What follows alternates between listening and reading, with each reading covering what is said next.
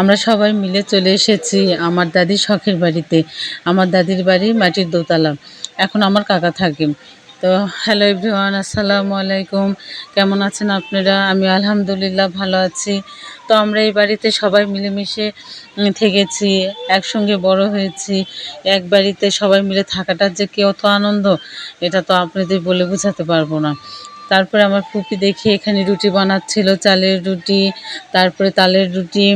এগুলো রুটি উনি অনেক সুন্দর করে রুটি বানাতে পারে।